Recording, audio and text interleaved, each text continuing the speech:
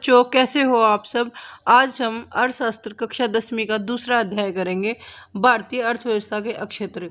इसका पहले वाला अध्याय मैं पहली वीडियो में कवर कर चुकी हूँ। उसका डिस्क्रिप्शन लिंक मैंने डिस्क्रिप्शन बॉक्स में डाल दिया है, तो आप वहाँ से देख सकते हो। भारतीय अर्थव्यवस्था के अक्षेत्र, इसका मतलब भारतीय अर्थव्यवस्था को कितने क्षेत्रों में बांटा जाता है, उन अक्षेत्र के नाम क्या है, उन क्षेत्र में कौन कौन सी आर्थिक क्रिया की जाती है। सबसे पहले हम देखते हैं अर्थव्यवस्था किसे कहते हैं। अर्थव्यवस्था व्यक्तियों और संस्थाओं के समूह से है जो अपनी आजीविका या आर्थिक कार्यों में लगे हुए हैं।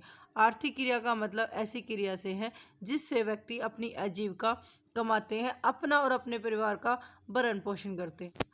हम अपने आसपास व्यक्तियों को भिन्न भिन्न कार्य करते हुए देखते हैं।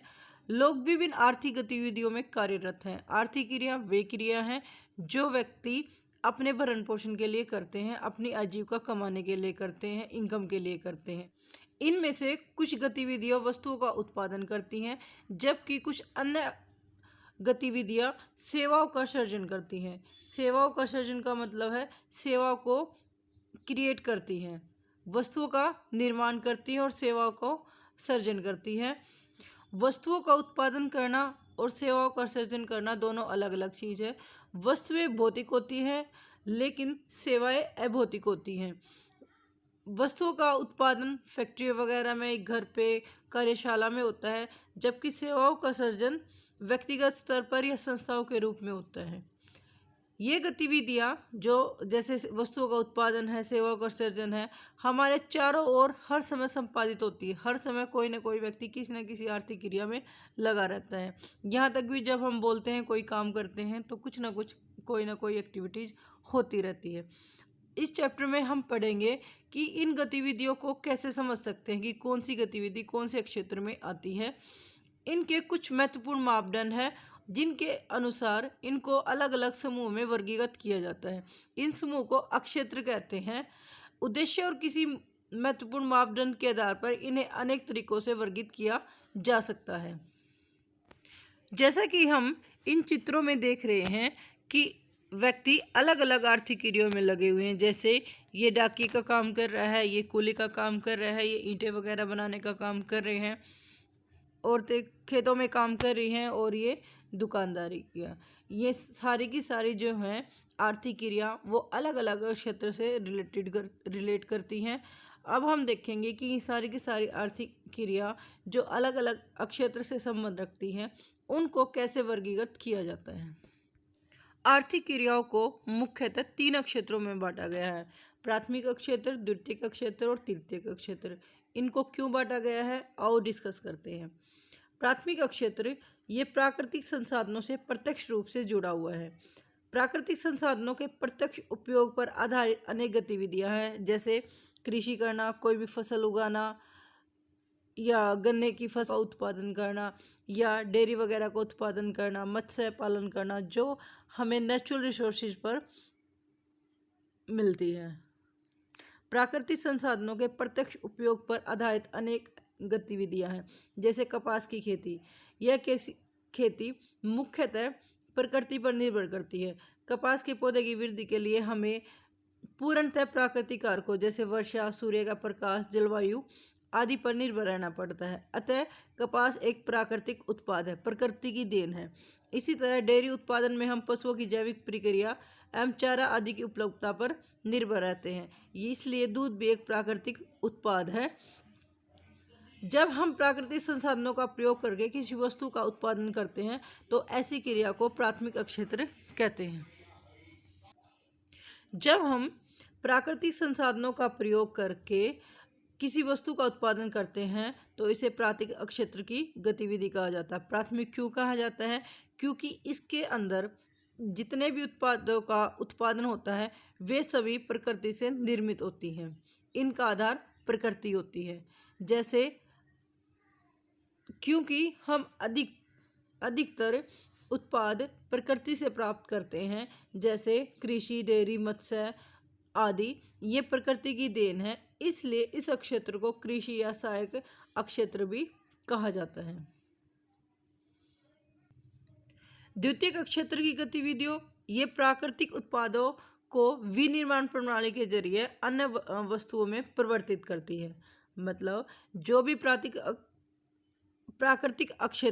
प्राथमिक अक्षेत्र में जो भी एक्टिविटीज हुई है उसको रूपांतरित करना, बदलना, चाहे वो घर पे है, कार्यशाला में है या फैक्ट्री कारखाने वगैरह में है, वो द्वितीयक क्षेत्र कहलाता है।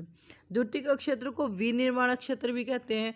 विनिर्माण का मतलब है दोबारा बनाना, क्योंकि वो पहले ही बन चुका है प्राथमिक क्षेत्र में, उसमें कुछ चेंजेस करे गए हैं। जैसे गन्ने का उत्पादन प्राथमिक क्षेत्र में किया जाता है, लेकिन गन्ने से चीनी बनाना द्वितीयक क्षेत्र कहलाता है। गन्ने का उत्पादन पहले हो चुका था, उसी को चेंज किया गया है, आगे रूप परिवर्तित किया गया है।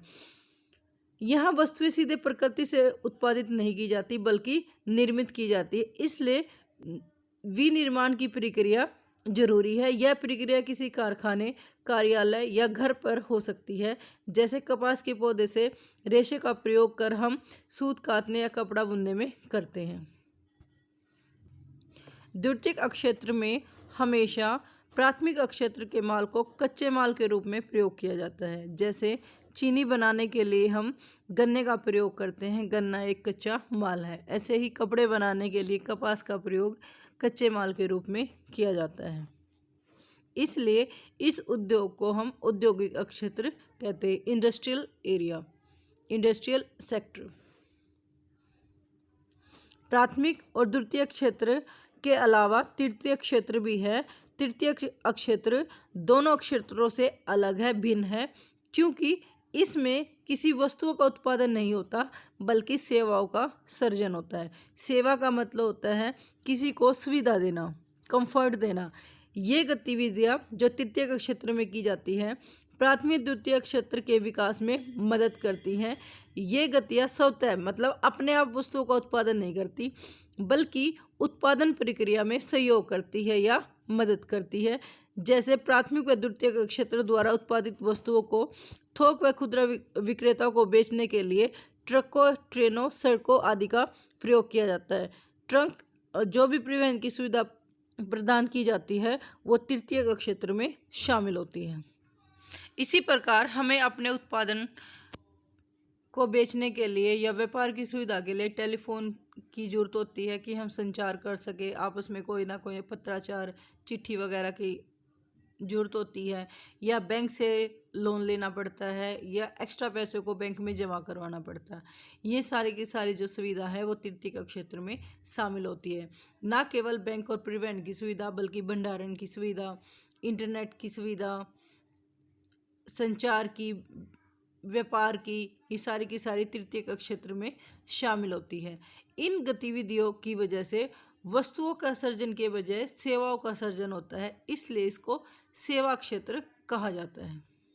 तृतीयक क्षेत्र में ऐसे व्यक्ति शामिल होते हैं जो हमें सेवा प्रदान करते हैं। प्रत्यक्ष रूप से वस्तुओं का उत्पादन नहीं करते लेकिन अप्रत्यक्ष रूप से वस्तुओं के उत्पादन में शामिल होते हैं। जैसे शिक्षक, डॉक्टर, धोबी, नाई, मोची, वकील, ये हमें व्यक्तिगत सेवाएं उपलब्ध कराते हैं, हमारी लाइफ को आसान बनाते हैं। इसलिए जो तृतीयक क्षेत्र है वो हमारी लाइफ को कंफर्टेबल, आरामदायक और सुविधापूर्ण बनाता है। वर्तमान समय में सूचना प्रौद्योगिकी, इंटरनेट की जितनी भी सुविधा है, internet cafe, ATM booth, call centre, software company, ये सारे के सारे तृतीयक क्षेत्र के कारक हैं। यद्यपि तीनों क्षेत्रों प्राथमिक क्षेत्र, द्वितीयक क्षेत्र और तृतीयक क्षेत्र को अलग अलग भागों में विभाजित किया जाता है, लेकिन ये एक दूसरे पर निर्भर हैं। कैसे? एक सेक्टर के उत्पाद दूसरे सेक्टर के इनपुट के रूप में प्रयोग किया जाता है।